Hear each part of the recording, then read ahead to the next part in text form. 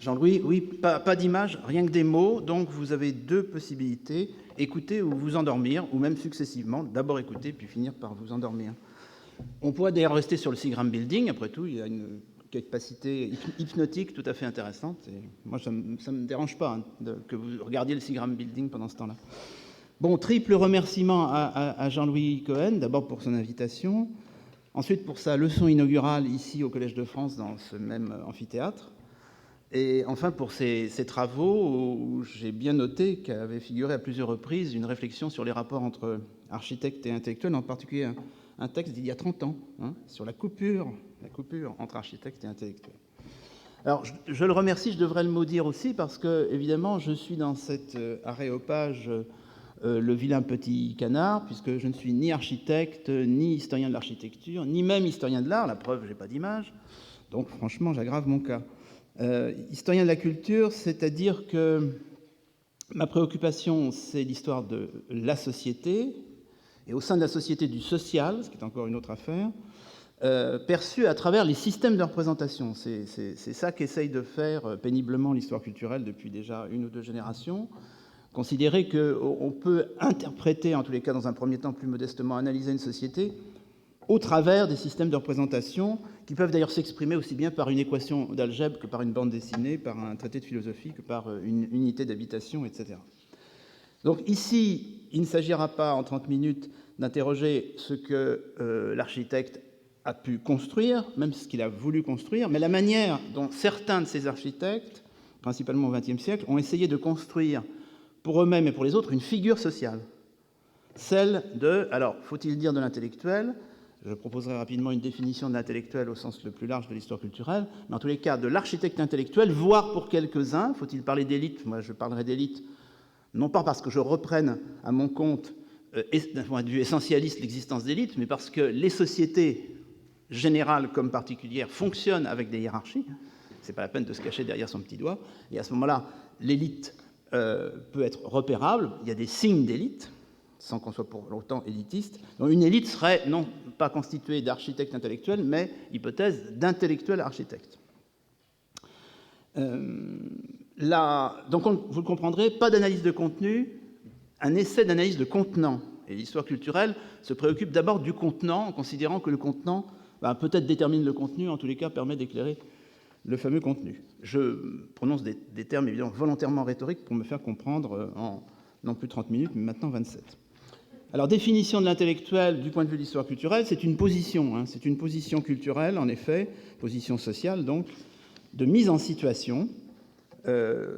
Vous avez une position culturelle, une reconnaissance implicite et explicite à la fois par la société d'une fonction culturelle, et cette position se transforme en situation politique au sens le plus large du mot.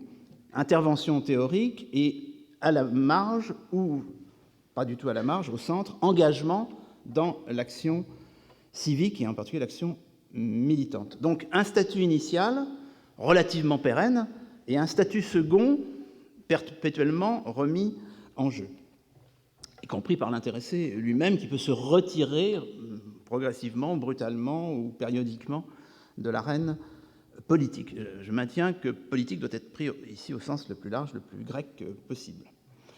Cette figure de l'intellectuel s'est affirmée progressivement au sein de l'Occident. Donc il y aurait beaucoup de choses à dire sur la dimension occidentaux-centrée, tout ce qu'on peut dire ici, en tous les cas, de ce que je dirais, entre le siècle des Lumières et la Révolution russe, avec des pivots se situant dans certains pays, les cultures nationales jouent un rôle, en particulier la France et la Russie, une figure qui s'exporte plus ou moins à partir de ces centres initiaux, en fonction de cultures, et en particulier de cultures religieuses. Il y aurait beaucoup de choses à dire sur le fait que les cultures catholiques, orthodoxes ou confucéennes, qui connaissent depuis longtemps ce que c'est qu'un clerc ou un mandarin, sont plus accueillantes à la formule et à la figure que les cultures protestantes, même si, après tout, Bertrand Russell, George Orwell, Mark Twain ou Noam Chomsky sont des exemples achevés, à mon avis, d'intellectuels. Mais quand on se préoccupe du statut d'intellectuel éventuel d'un Frank Lloyd Wright ou d'un Le Corbusier, il faut tenir compte de ces cultures nationales. Tout ceci donc appliqué à la figure de l'architecte, ce qui m'amène à considérer trois temps qui se recouvrent chronologiquement, ce n'est pas le problème, mais qui permettent de distinguer une évolution, sinon un sens. L'évolution, c'est une chose, le sens, c'est autre chose. Un point de départ qui pourrait être quelque chose comme l'état beaux-arts du rapport entre l'intellectuel et l'architecte, dominé par un déficit de reconnaissance intellectuelle, même si l'architecte aspire à cette reconnaissance et en multiplie les tentatives et les signes. Ça, c'est un point de départ que je survolerai assez rapidement. J'insisterai un petit peu plus sur le deuxième temps, qui serait l'état moderne, au sens propre du terme, pour ma démonstration. Je ne dis pas que le moderne a commencé simplement avec le XXe siècle, avec entre autres l'émergence, me semble-t-il, de figures d'intellectuels architectes, et pas simplement d'architectes intellectuels. Et troisièmement, l'état, en effet, post-moderne de la question, étant bien entendu que, sur le plan de l'histoire culturelle, on prend, comme elle se présente, les terminologies d'époque ou les terminologies a posteriori. Donc la terminologie d'époque, j'y reviendrai rapidement, étant celle du post-moderne, alors après post-modernisme, post-modernité, du post-moderne, ça me paraît intéressant pour notre sujet et pour le reste, à chacun de se partager, voire de se battre sur la pertinence de la formule elle-même avec le recul. L'état beaux-arts du statut, bon, c'est évidemment, je pense qu'une partie de ce que je dis n'apprendra rien à personne. En tout cas, moi, ça m'a appris des choses, d'être obligé d'y réfléchir à la demande de Jean-Luc Cohen, qu'il soit maudit. C'est une intellectualité dominée. Bien entendu, on pourrait, et on l'a fait, les historiens de l'architecture l'ont beaucoup fait, peut-être pas assez dans un premier temps, maintenant ils le font beaucoup plus, établir des liens entre les hégémonies intellectuelles des différentes périodes et un certain nombre de situations d'architectes théoriciens ou ébauchant quelques théories, dans des rapports complexes, la demande sociale de théorie d'ailleurs. Il est clair qu'on ne comprendra jamais complètement Wright sans, j'allais dire, relire Emerson ou Thoreau, Le Corbusier sans lire ou relire Nietzsche, etc. Le tout dans une perspective, d'ailleurs, volontiers encadrée par la référence au national. On en a eu un exemple dans l'exposé de Christian Freigang tout à l'heure, qui est absolument indispensable pour comprendre l'étendue des enjeux.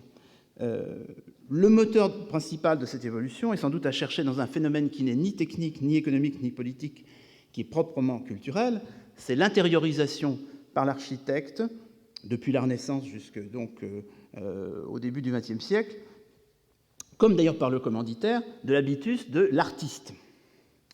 Et la présence d'architectes et ou de constructeurs chez Vasari est déjà un signe suffisant, je n'insiste pas là-dessus, pas plus là-dessus.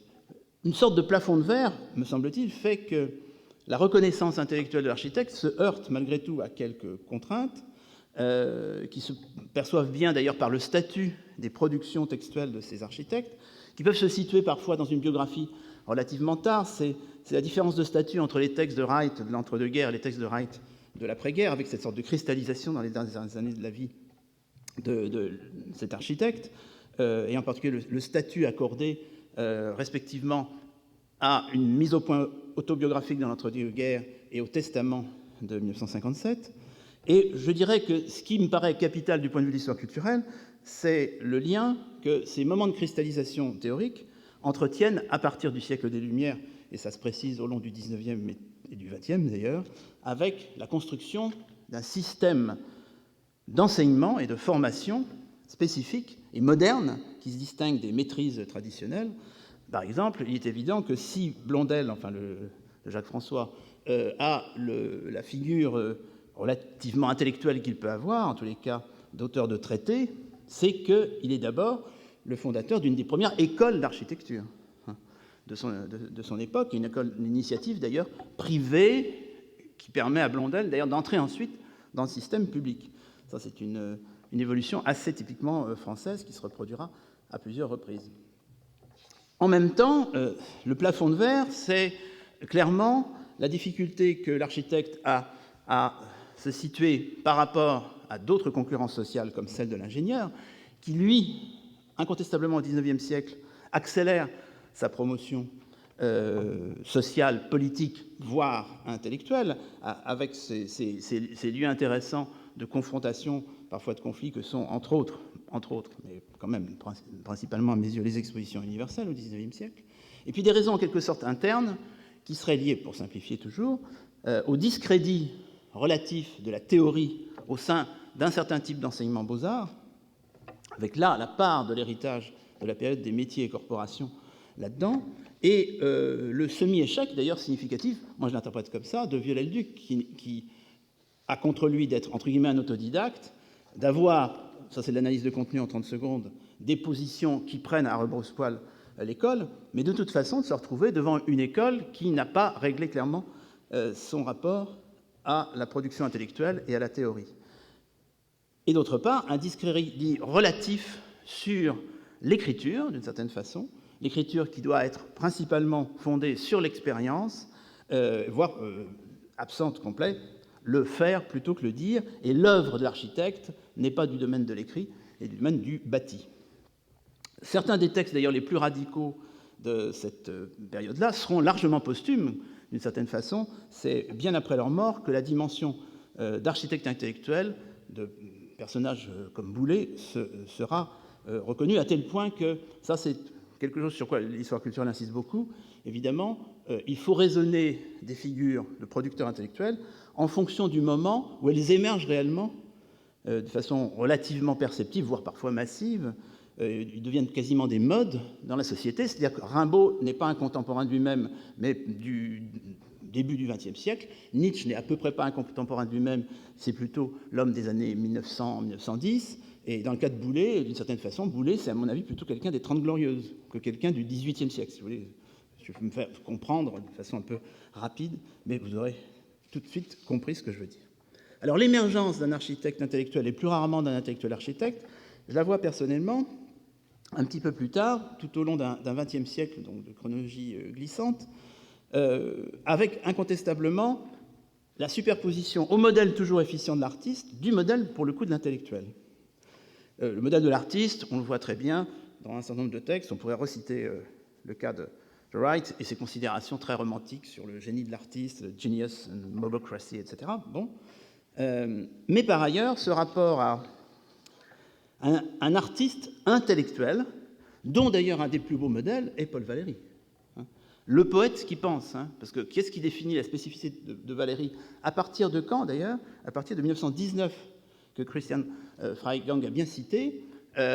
N'oubliez pas que le fameux texte sur lequel on pleurait tellement de candidats au baccalauréat, etc., nous autres civilisations, c'est un texte qui n'a pas émergé n'importe quand de nulle part, outre d'ailleurs qu'il a une première version publiée à l'étranger avant la version française, mais surtout, il paraît dans le premier numéro de la NRF après 5 ans d'interruption.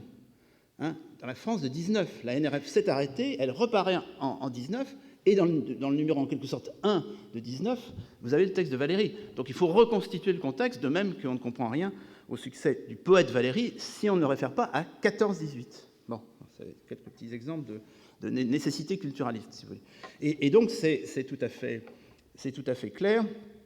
Il y a effectivement un modèle de l'artiste, une politique des auteurs dont on voit l'expansion tout au long de la période, considérée ici quelque part entre 1914 et 1970. La politique des auteurs des cahiers du cinéma en est un exemple parmi des dizaines d'autres, avec ces formes d'identification que sont le manifeste, associé ou pas à la notion d'avant-garde, avec ce modèle qui est fortement présent, bien entendu, dans tout habitus d'artiste, quelle que soit sa discipline au XXe siècle, qui est le modèle impressionniste, comment une avant-garde finit par l'emporter. Lisez quelques pages des mots de Sartre pour comprendre ce que c'est. Le manifeste, l'avant-garde, l'œuvre, avec toute la nécessité de passer d'une œuvre à un œuvre. Ça, c'est le rôle des historiens de l'art, de conforter, et des critiques d'art éventuellement, des critiques d'art pour une œuvre, des historiens d'art pour un œuvre, de conforter ce système dans lequel baigne nécessairement l'artiste standard. Bon, il y a des exceptions, je parle de l'artiste standard. Voir le mausolée, Saint John Perse, construisant de son vivant, son mausolée, vous traduisez, je dirais, ça donne la Fondation Le Corbusier, par exemple. Bon. Alors, intellectualisation de l'art, des écrivains et des écrivains qui écrivent sur des architectes, ce qui est extrêmement valorisant. Donc, il y aura des précédents, mais ça se multiplie au XXe siècle. Bon, je recite une dernière fois Valéry, bien sûr, après la Seconde Guerre mondiale, Martin Heidegger, par exemple. Le Martin Heidegger de 51, dont on sait chaque jour un peu plus qu'il a besoin de se reconstituer, disons. Le Martin Heidegger du début des années 50 est à la fois une autorité, en même temps un personnage problématique, et qui dit son mot sur le bâtir, l'habiter, le penser, comme vous le savez. Le second modèle, donc, au-delà de l'artiste qui pense, de l'artiste intellectuel, voire intellectualiste, ce serait effectivement celui de l'intellectuel au sens strict du terme, apte à conceptualiser sa démarche et voué à intervenir dans le politique, en tous les cas à porter un regard sur la société dans son ensemble, avec un projet de société au-delà du projet architectural. Et évidemment, ce serait intéressant de raffiner les petites intuitions approximatives que je peux avoir devant vous ce matin sur le rôle des cénacles, éventuellement, quand on lit la manière a posteriori, d'ailleurs, dont Umberto Eco, en introduction à la version française du Territoire de l'architecte de Rigotti, reconstitue le lien avec le groupe 63. Donc, qu'en est-il du cénacle? Qu'en est-il évidemment des revues? Si on prend les revues d'architecture de l'entre-deux-guerres, mais à d'autres époques aussi, mais c'est particulièrement net, me semble-t-il, à cette époque, comment certaines revues, à côté de celles qui surgissent comme des revues de tendance, de chapelle, d'avant-garde, entre guillemets, et qui ont des vies en général plus courtes, comment des revues qui vont s'installer intériorisent l'idée qu'il faut monter progressivement en gamme en ce qui concerne les ambitions intellectuelles. Et puis, bien entendu, l'importance, Jean-Louis Cohen l'évoquait tout à l'heure à propos du lien avec les musées, de l'exposition en guise de théorie. Comment une exposition est un lieu théorique en elle-même et par le catalogue, ou par les catalogues. Bon, évidemment, Philip Johnson est entièrement encadré par ça, d'une certaine façon, entre 32 et 88, qu'on évoquait tout à l'heure.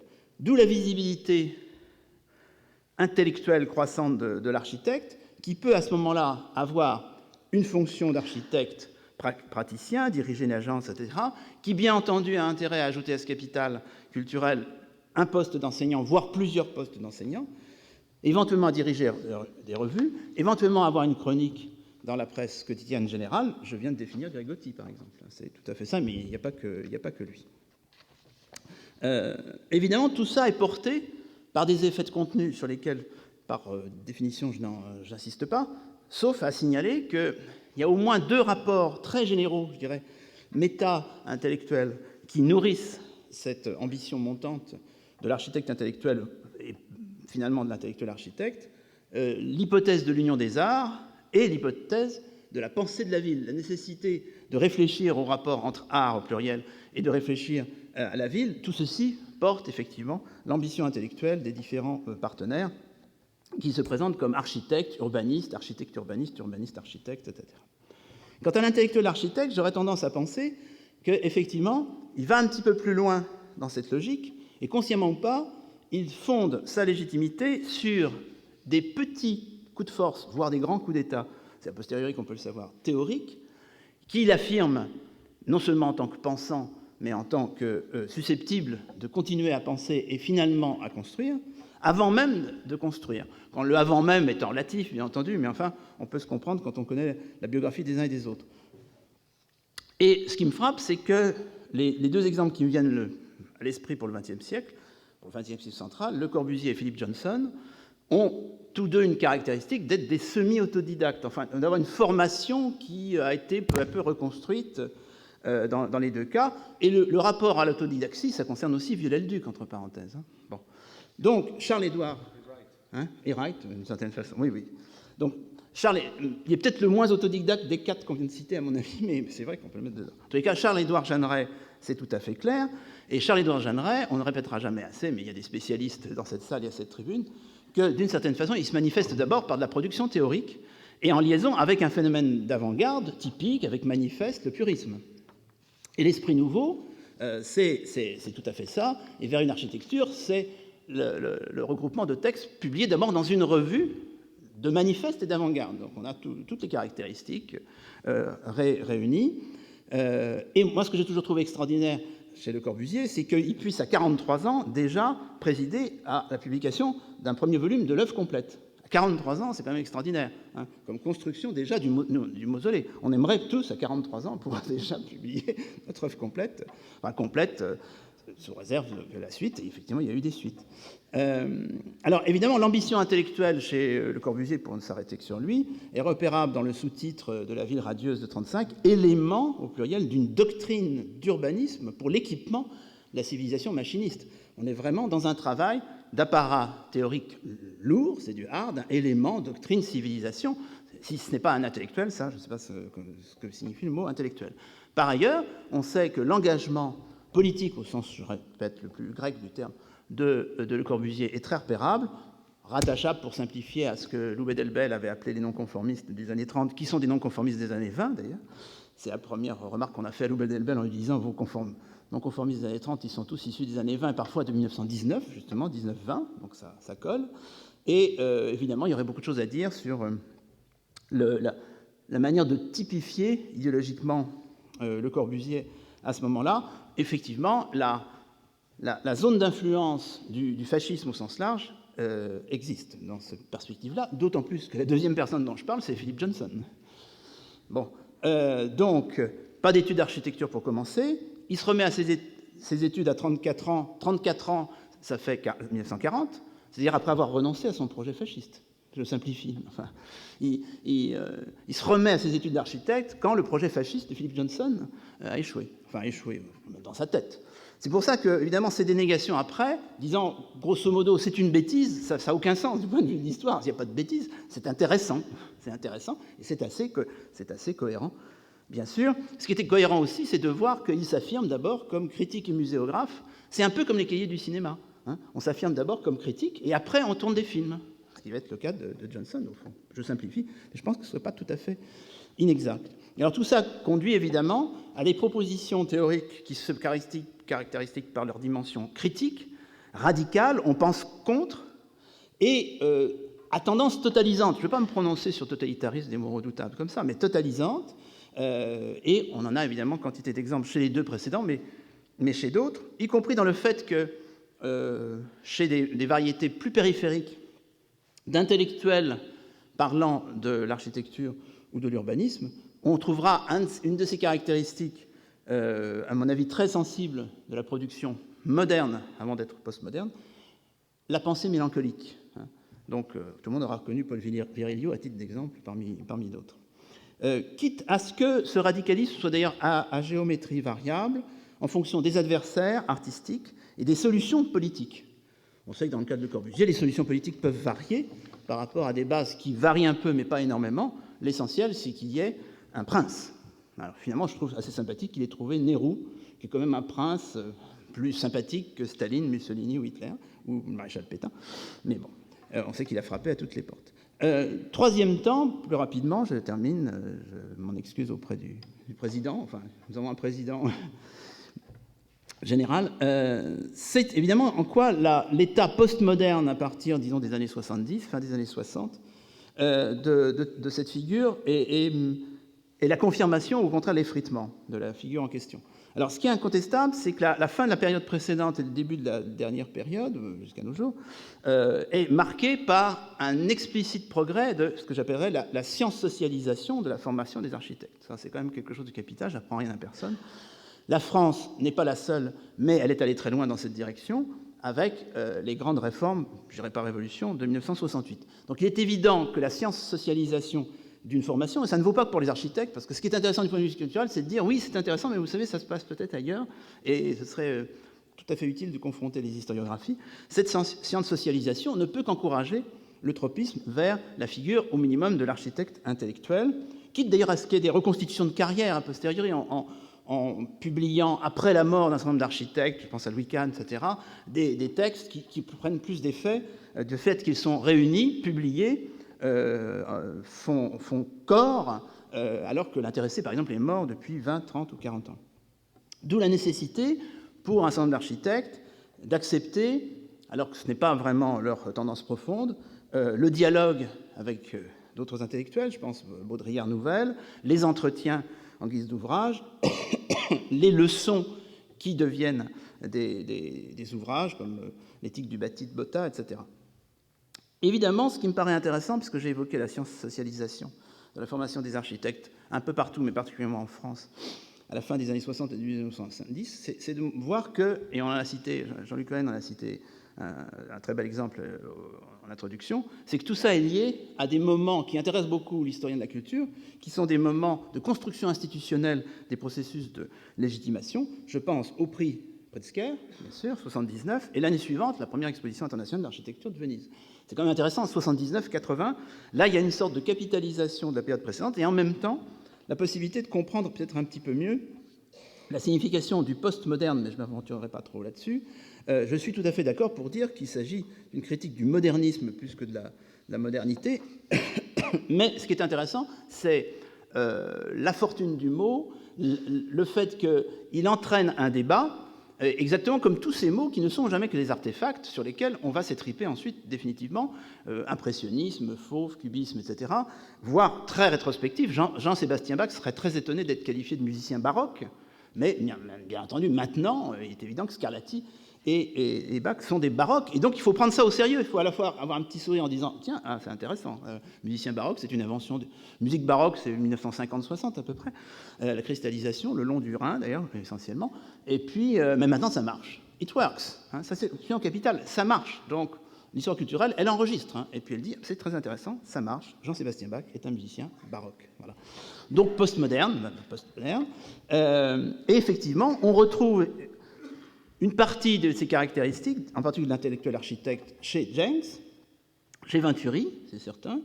Et ce qui est intéressant, c'est que par rapport à d'autres cristallisations, le postmoderne est quand même très largement lancé, même s'il peut y avoir une querelle sur la première apparition du mot, mais est quand même lancé dans le secteur de l'architecture. C'est quand même le texte de James qui, me semble-t-il, popularise relativement, enfin dans les milieux intellectuels justement, la formule du postmoderne.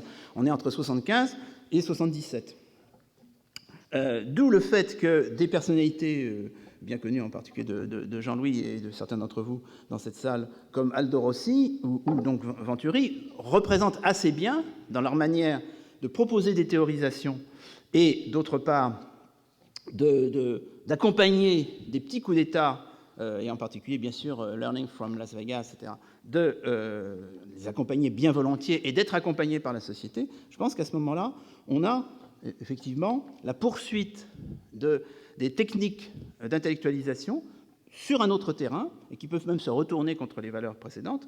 Et on pourrait, de toutes les façons, considérer que Rahm Koolhaas, déjà cité plusieurs fois depuis le début de cette matinée, c'est significatif, comme se situant dans cette perspective-là, c'est-à-dire un homme de l'écrit avant d'être un homme de l'architecture, même si, bien entendu, il a un projet personnel d'architecte au moment où il écrit, et où il écrit à la lumière du petit coup d'État de Venturi, puisque, moi je prends au pied de la lettre ce que dit Koolhaas, à savoir que Learning from Vegas, bon, c'est effectivement le manifeste rétroactif, donc ça donne Delirious New York. En conclusion, évidemment, on aimerait, du point de vue très extérieur de l'histoire culturelle, adhérer à l'hypothèse des professionnels de la profession, à savoir la forme standard de la théorie de l'architecte, c'est sa pratique. Ça, je sais bien qu'on pourrait toujours...